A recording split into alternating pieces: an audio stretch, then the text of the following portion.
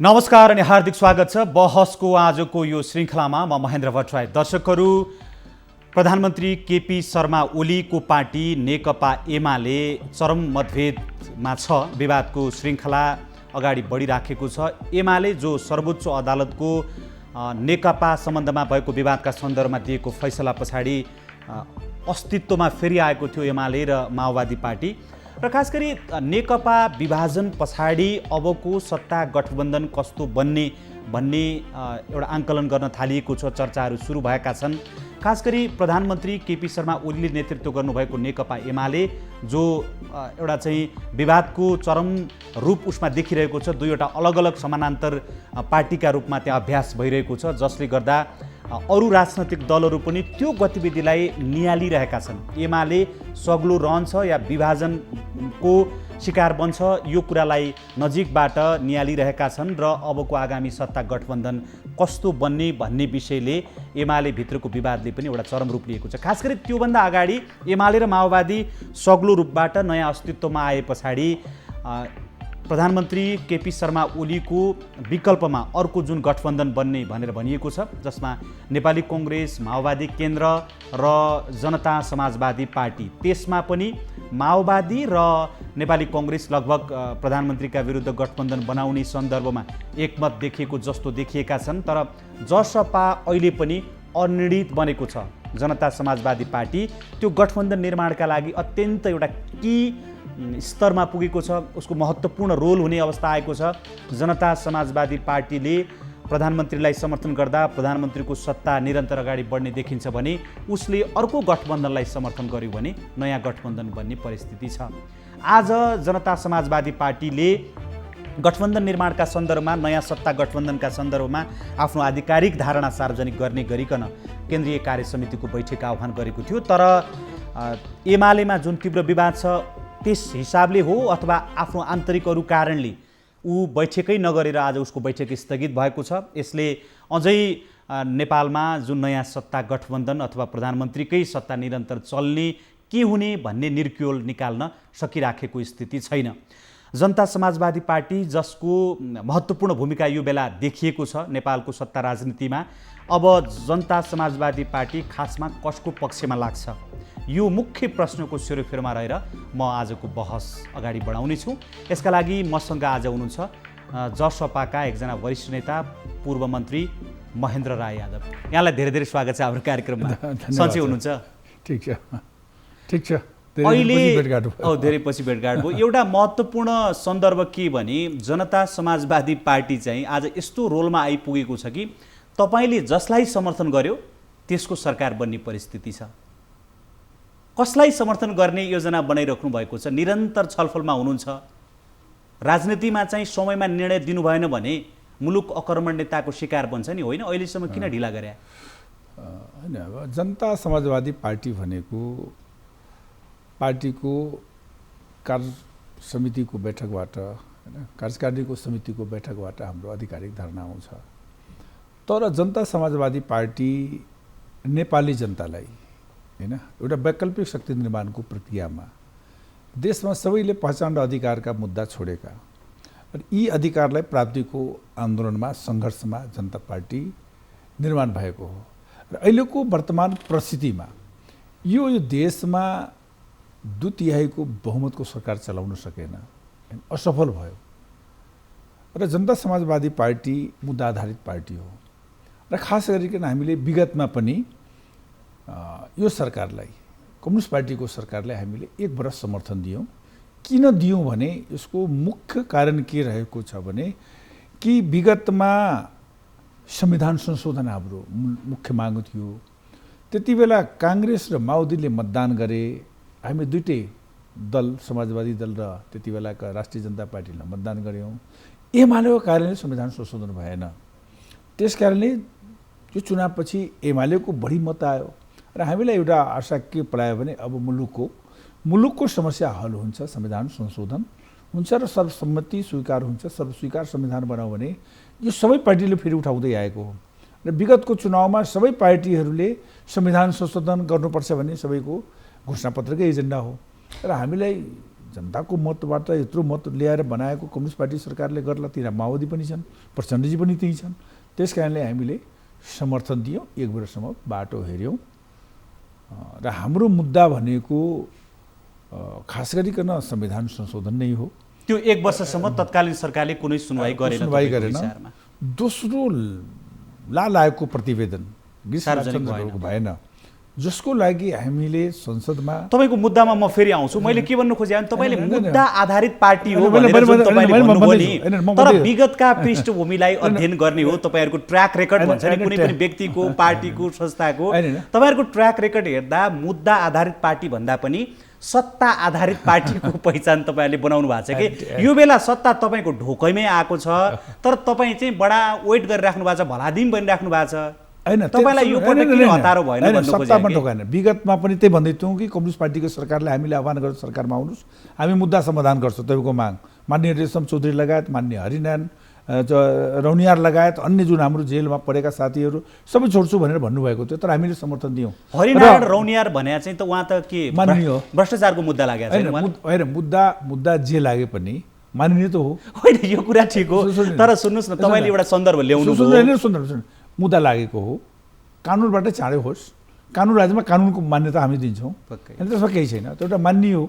अनि त्यसले अब संसद गइरहेको छैन, चाँडो मतलब यो फैसला हुनु पर्यो भने हाम्रो माग न हो।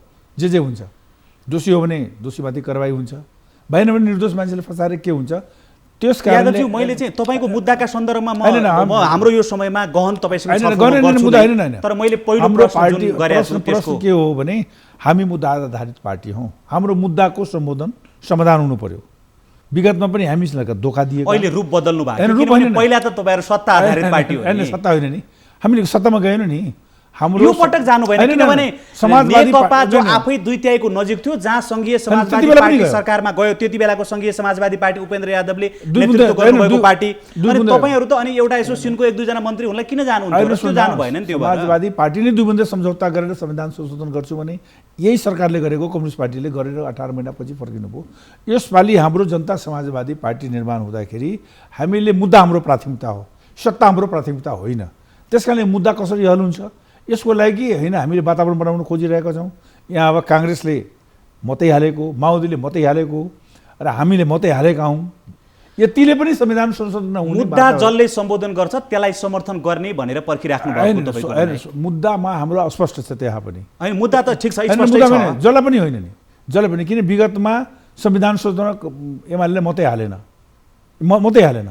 हाम्रो मुद्दा भने यो प्रतिगमनको विरुद्ध। तर अहिले त तपाईको मुद्दाकै बारेमा कुरा गर्ने हो भने पनि मुद्दा सम्बोधन कसले गर्छ भन्ने सन्दर्भमा सत्ता समीकरणका लागि तपाईहरु प्यारालली छलफल गरिराख्नु भएको छ। त्यो एमालेसँग पनि भने प्रधानमन्त्रीसँग पनि र नेपाली कांग्रेस र माओवादी केन्द्रसँग। हैन, हामीले सरकारसँग कुरा गर्यौं।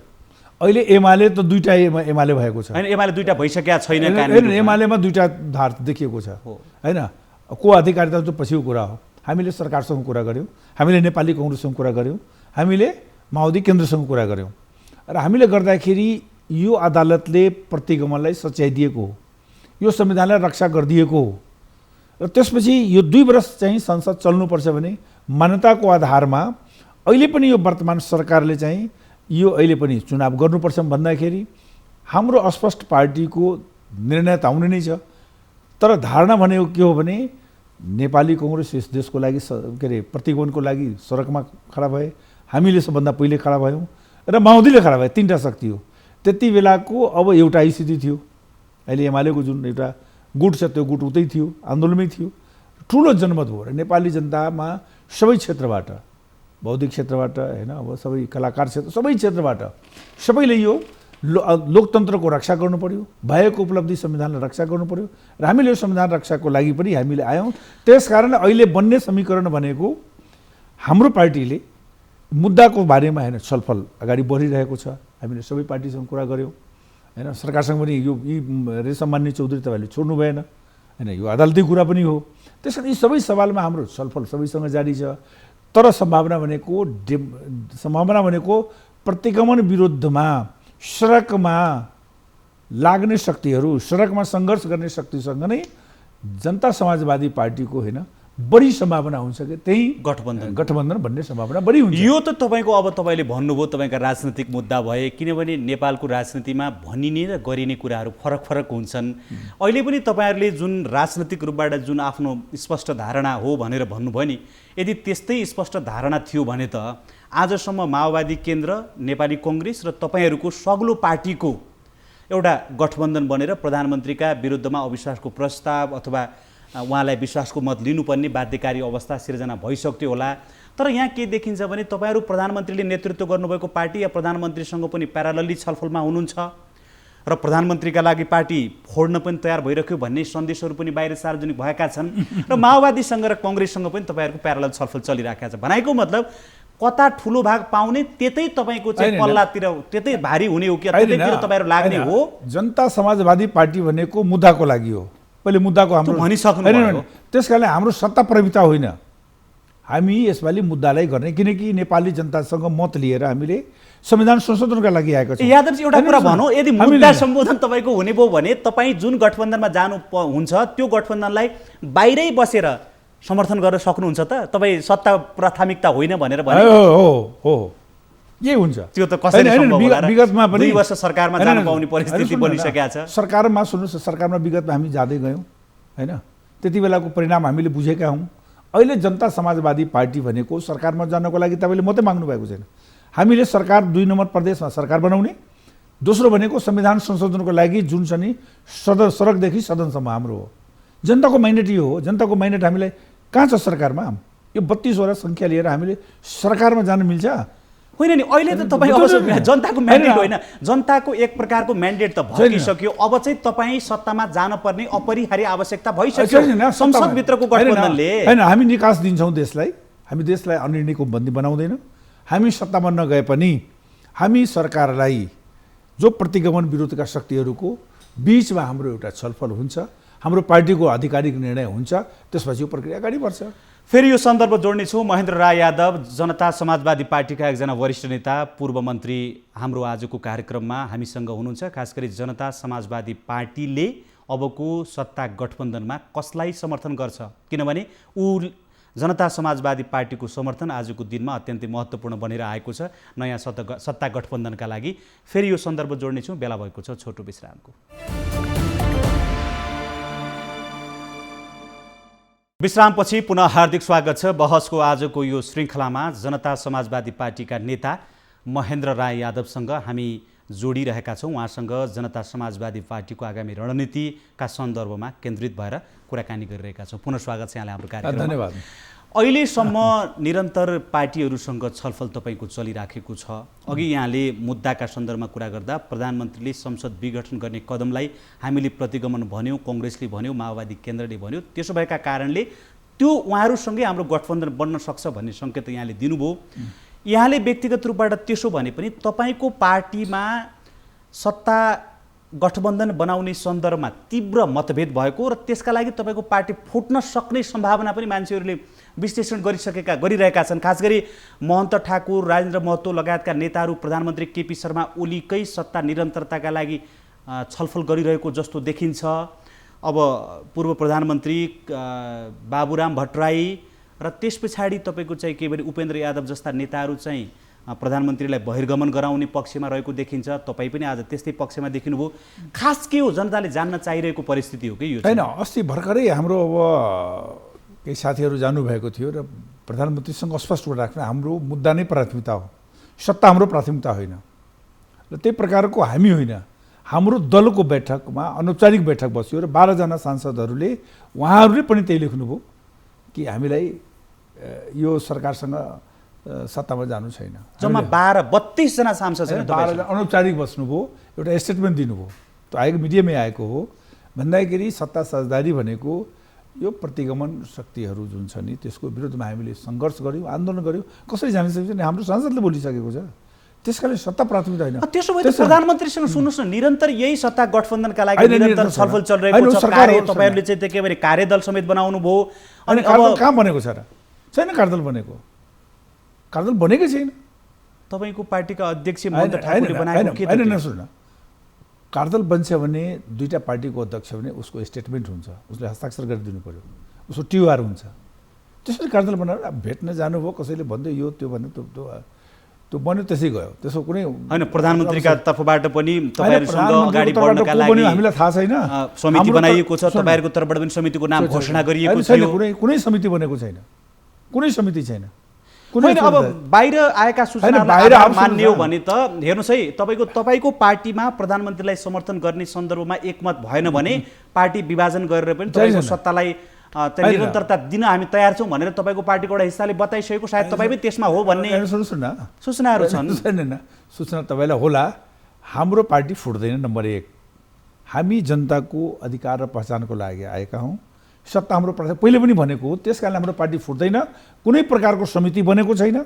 अहिले जो हुन्छ सेन्ट्रल कमिटीको बैठकबाट, यो कार्य समितिको बैठकबाट, कार्यकारिणीको समितिको बैठकबाट हामी सबै कुरो टुङ्गो लगाउँछौँ, मुलुकलाई एउटा निकास दिन्छौँ। मुलुकलाई निकास दिलाउने त्यति महत्त्वपूर्ण कुरा छ। तर तपाईँको कार्य समितिको बैठकबाट चाहिँ तपाईँको चाहिँ के भने सबै अरू राजनीतिक दलहरूले तपाईँहरूलाई वाच गरेर बसिरहेका बेलामा बहुप्रतीक्षित कार्य समितिको बैठक आज के कारणले स्थगित भयो? स्थगित भयो भने हाम्रो अब राजनीतिक दस्तावेज हुन्छ, समसामयिक राजनीतिको बारेमा। अहिले राजनीतिक दस्तावेजका कुराहरू होला। राजनीतिक मतलब अहिले समसामयिक राजनीति त हुन्छ नि, प्रतिवेदन त हुन्छ होइन।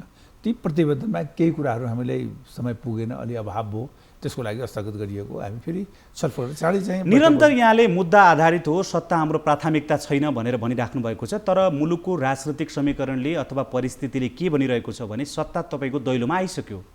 तपाईँ जसलाई समर्थन गर्नुहुन्छ तपाईँले खोजेको रोजेको सत्ता तपाईँको भागमा आउने परिस्थिति बनिसकेको छ भने चाहिँ तपाईँले नचाहँदाखेरि पनि सत्ता त तपाईँको नजिक आइसक्यो। त्यसो हुँदा निकास दिएर तपाईँले अघि भने जस्तो गठबन्धन बनाउने हो भने छिटो गठबन्धन बनाएर निकास हुन्थ्यो, देश एउटा सही ट्र्याकमा अगाडि बढ्थ्यो, एउटा कसको सरकार बन्ने हो, के बन्ने हो, फेरि गठबन्धन यो जुन एउटा अस्थिरता, मुलुकलाई अस्थिरतातर्फ धकेल्ने प्रयत्न भइराखेको छ नि, यसले तपाईँलाई जिम्मेवार पार्टीको भूमिका निर्वाह गरेको जस्तो देखिएन नि यसले चाहिँ? होइन, हामी चाँडै सुन्नुहोस् न, अहिले अब धेरै एमाले भित्रमा अहिले त्यत्रो होइन चढाउ उतराउ छ होइन।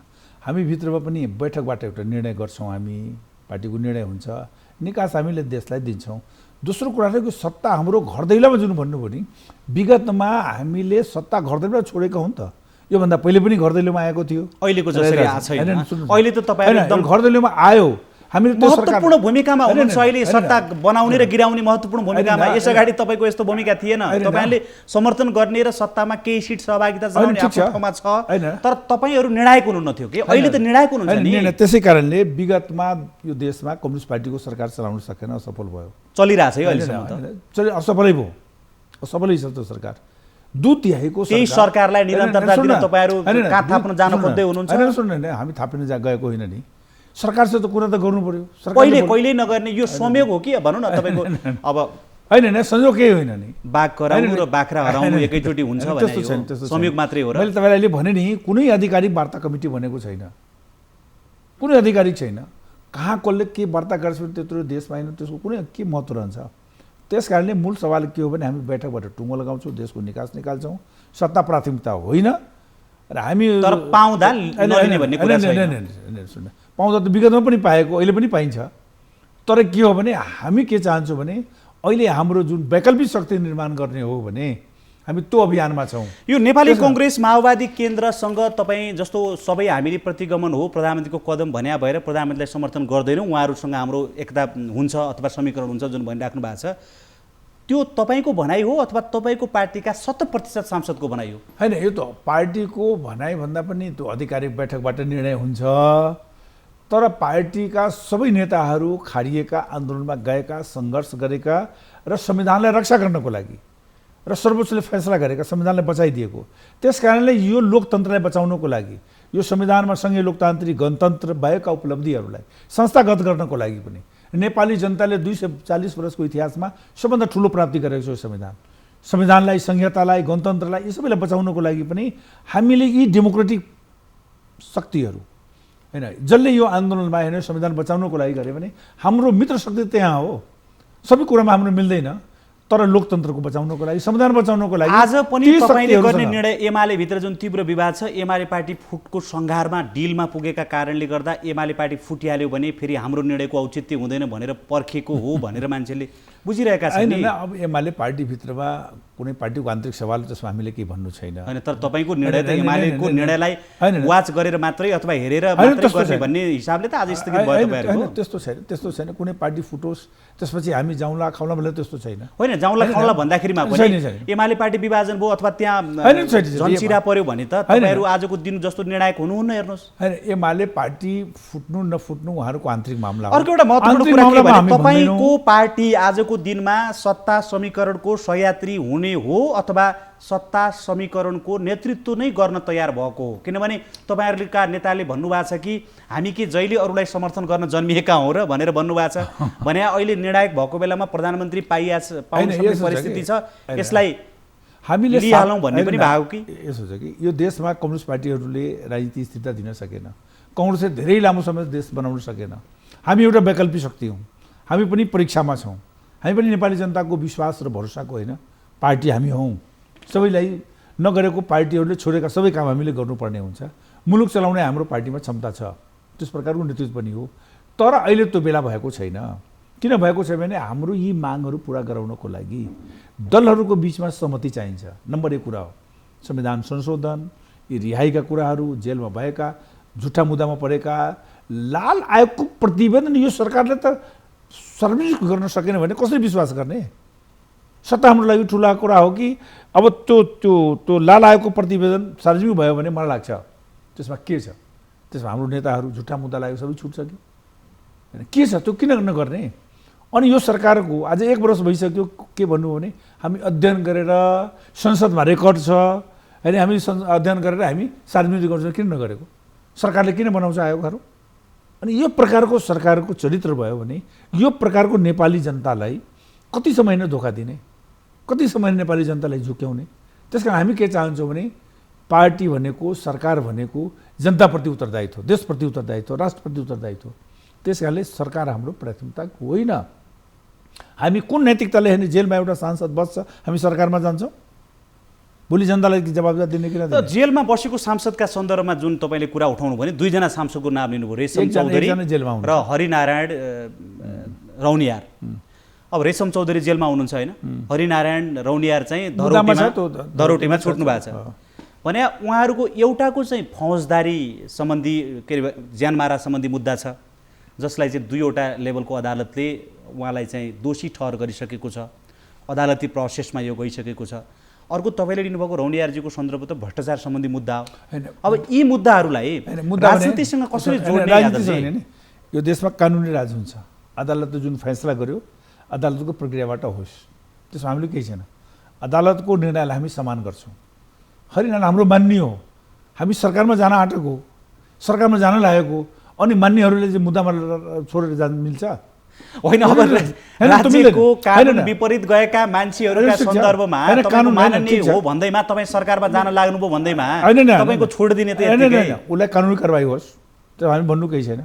चाँडै होस्, चाँडै हुनु पर्यो। उहाँलाई फेरि त कुनै राजनीतिक आन्दोलनमा सहभागी भएका कारणले होइन, उहाँले लिने ठेक्कामा चरम भ्रष्टाचार गरेको, अनियमितता गरेको भनेर परेको छ उहाँलाई। उसले कारबाही नै होस्, हामी कहाँ भन्छौँ कि छोडिदिनु पर्यो? चाँडै कारबाही होस्। रेशम चौधरी मान्ने सबभन्दा बढी ठेक्का त तपाईँकै क्षेत्रतिर छन् क्यारे, प्रदेश 2 मै उहाँको ठेक्का अलपत्र जताततै, अनि त्यस्तोलाई बोकेर हिँडेर हुन्छ र तपाईँहरूले? ठेक्का कहाँ हो? त्यो आफ्नो ठाउँमा हो होइन, तर जनताको उसले भ्रष्टाचारी उसले कारबाही हुनु पर्यो, यसमा हामीले दुमत छैन। तर के छिटो हुनु पर्यो भने तपाईँले? हाम्रो चाँडै हुनु पर्यो। होइन, उहाँका लागि मात्रै कसरी फास्ट ट्र्याकमा हुन्छ त निर्णय? फास्ट ट्र्याक हो। सुन्नु, यो देशमा होइन सांसद हो होइन, हामी यो देशको होइन अहिलेको अवस्थामा, यो देशको अवस्थामा कानुन राजको कानुन मान्छे जस्तो रेशम चौधरी भनेको त एउटा थारू मुद्दा अधिकारको लागि लडेको न हो। ठिक छ, उहाँ घटना घटेको छ, हामीले भन्ने त सरकारमा जानको लागि यी समस्याहरू छ। तपाईँको राजनीतिक मुद्दा हो, अदालतले यसबारे गर्ला, त्यो आफ्नो ठाउँमा छ। अब अन्तिममा आजको महत्त्वपूर्ण प्रश्न भने सरकारमा जानको लागि यी अप्ठ्याराहरू समाधान हुनु पर्यो भन्ने तपाईँको पक्ष छ। अन्तिममा तपाईँलाई म सोध्न चाहे कि अघि पनि मैले यसबारेमा कुरा गरेँ कि तपाईँको पार्टी अब सत्ता समीकरणका लागि महत्त्वपूर्ण जुन भूमिकामा आज छ, आज बसेन भोलि बस्ला, अर्को दिन बस्ला, तपाईँको केन्द्रीय कार्य समितिको बैठक त बस्ला, केपी ओलीलाई समर्थन गर्नुहुन्छ या केपी ओली बाहेक बन्ने सत्ता गठबन्धनलाई समर्थन गर्नुहुन्छ? होइन, समर्थन गर्ने सवाल सुन्नुहोस् न। अहिले एक त पार्टीको बैठक हुँदैछ, पार्टीको बैठकबाट निर्णय त आधिकारिक त्यो हुन्छ। र मैले अघि पनि भने कि अहिले प्रतिगमन विरुद्धमा भएका शक्तिहरूको बिचमा नै हाम्रो होइन सहकार हुने हुन्छ। त्यसमा तपाईँको प्रधानमन्त्रीको उम्मेदवारको त्यसो हुँदा होइन, प्रधानमन्त्रीको हुन्छ पछिको कुरा हो। तपाईँ आफ्नो पार्टीको चाहिँ पार्टी सुन्नु न, हाम्रो पार्टी भनेको पहिले मुद्दा प्राथमिकता हो। प्रधानमन्त्री बन्न छैन होइन, बन्नु छैन भने पहिले मुद्दाको लागि कसरी हल गर्ने। प्रधानमन्त्री बन्यो भने तपाईँ सरकारसँग मागिराख्नु भएको छ, ती मुद्दाहरू त्यही गरेर सम्बोधन गर्न सक्ला नि। यो देशलाई निकास दिनको लागि हाम्रो पार्टीको जुन सङ्ख्या छ, जुन प्रकारको स्थिति छ, यी मागहरू र मुद्दालाई बन्ने सरकारले एउटा वातावरण बनाइदिनु। अहिलेका प्रधानमन्त्री तपाईँका यी मागहरूलाई, तपाईँका यी मुद्दाहरूलाई सम्बोधन गर्ने स्थिति बन्यो भने त उहाँलाई समर्थन गर्नु होला नि। होइन, त्यो त पहिले पनि हामीले दियौँ, खोइ भयो त एउटा लागेको। अहिले गर्छु भनेर भन्नुभयो, अहिले गर्छु भने के विश्वास गरेर देखाउनु पर्यो नि त। नयाँ बन्ने गठबन्धनले पनि गर्छ भन्ने के विश्वास? होइन, त्यो गर्छ, हुन्छ। त्यसका लागि हामी सत्ताभन्दा बाहिर रहन्छौँ, नयाँ सरकार नबनुन्जेलसम्म त सत्ताबाट बाहिरै हुनुहुन्छ, होइन, सत्ताभन्दा हामी बाहिर रहन्छौँ, सरकारभन्दा बाहिर रहन्छौँ। हाम्रो माग मुद्दालाई जसले सम्बोधन गर्छ, यी जेलमा बसेका साथीहरूले जो राजनीतिमा जुट्टा मुद्दामा परेका हुन्, आज 3 वर्ष भइसक्यो, किन यो सरकारले गरेन? आखिर आन्दोलनकारी यो जुट्टा मुद्दा हो भनिरहेका छौँ। लालाको यी सवालहरू त सामान्य सवालहरू पनि सरकारले केही अलिकता इमानदारता देखाएन भने ओली बाहेकको गठबन्धनले यो समस्या समाधान गर्छ, त्यसकारणले समर्थन गर्दै हुन्छ तपाईँ? यो माग मुद्दाको सवालमा हाम्रो अब छलफल हुन्छ होइन, हाम्रो पार्टीको निर्णय के हुन्छ, त्यसपछि छलफल हुन्छ। त्यसपछि हामी बसेर छलफल गरेर माग मुद्दा हाम्रो प्राथमिकता हो, सरकार हाम्रो प्राथमिकता होइन, मुद्दाले कसरी सम्बन्ध त्यता जाने हो। समय दिनुभयो, महत्त्वपूर्ण समय र संवादका लागि यहाँलाई धेरै धेरै धन्यवाद छ। धन्यवाद छ तपाईँलाई। साधारण दर्शकहरू, महेन्द्र राय यादव जसपाका एकजना वरिष्ठ नेता र पूर्व मन्त्री आजको बहसमा हामीसँग केन्द्रित रहनुभयो। अर्को श्रृङ्खलामा नयाँ विषय र पात्रहरूका साथ यो कार्यक्रमको अर्को श्रृङ्खला लिएर फेरि उपस्थित हुनेछौँ। आज हामी सबैलाई बिदा दिनुहोस्। नमस्ते।